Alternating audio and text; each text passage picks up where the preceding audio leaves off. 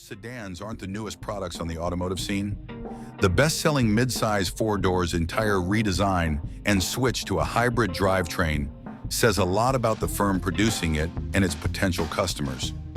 The 2025 Toyota Camry is exclusively available with a hybrid drivetrain, which costs not much more than what rivals charge for their non-hybrid variants and provides more power and far better fuel economy than the former entry-level engine. The previous Camry was available with 4- and 6-cylinder engines. The Camry is renowned for its efficiency, comfort, and space, and the 2025 model raises the bar in each of these categories, with pricing starting at $29,495 for the more subdued-looking LE model. The revised car is a nice step up over the outgoing generation, achieving higher fuel economy, adding more capacity, and enhancing ride quality. Best of all, it still offers fantastic value. Even though crossovers are currently the preferred family car, the Camry can comfortably seat 5 people. Legroom in the second row is one of the things that most impresses us. Even with 3 people in the rear, there is plenty for grown-ups. Headroom is an entirely other matter. If you're under 6 feet 3 inches tall, you shouldn't have any problems, but only if your sunroof is off. Taller people may find the sunroof problematic since it consumes a substantial 1.8 inches of headroom, as we covered in our evaluation of the Camry XLE AWD. In addition to having better padded leatherette, fake leather seats that don't overheat after spending all day in the sun, the mid-grade SE model has sharper look and wheels than the base LE model. The leatherette seems more like something we would expect from a high-end vehicle than a Camry that is in the middle of the pack.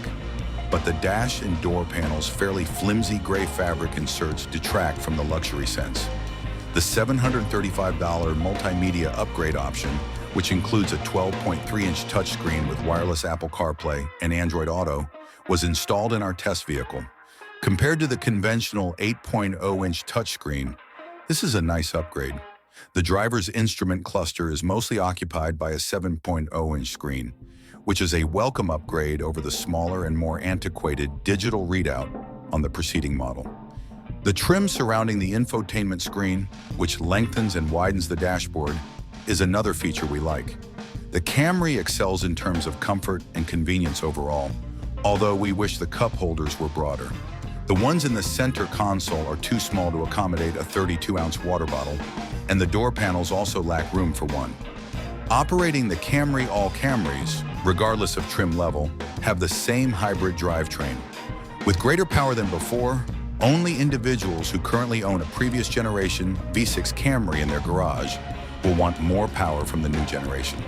As of right now, there are no plans to introduce a prime, plug-in hybrid version similar to that available on the RAV4 and Prius. A 2.5-liter 4-cylinder engine that produces 225 horsepower when coupled with a starter, shot generator, and permanent magnet electric motor powers the 2025 Camry. The Camry's front tires receive this output through a planetary-type continuously variable automatic transmission, CVT. All-wheel drive models, such as the one we recently examined, add an additional electric motor to the back axle to provide a combined 232 horsepower. Even with front drive, the Camry feels lively about town and has plenty of power going to the front wheels, but it can get stressed out when driving at high speeds. When combined with the engine's increasing revs, the CVT does a respectable job of linearly distributing power and producing a natural feel. The 2025 Camry SE reaches 60 mph in 7.0 seconds, which is 0.8 seconds faster than the last generation Camry Hybrid SE we tested. The 225 ponies also make an appearance at the track. Only slightly faster, the AWD 2025 Camry reaches 60 mph in 6.9 seconds. The Toyota brake pedal takes some getting used to because the ABS system jerks while braking from a fast speed. The first bite of the brakes can also be a little too strong for driving in cities, but after a day or two behind the wheel, we got used to it. The Camry SE stops from 60 mph in 125 feet, which is a surprising 9 feet longer than the larger all-wheel drive Camry XLE that we just drove.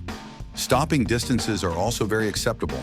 Sport-tuned springs and dampers and larger diameter anti-roll bars for faster handling, and reflexes set the Camry SE and better-equipped XSE apart from the more comfort-focused LE and XLE versions.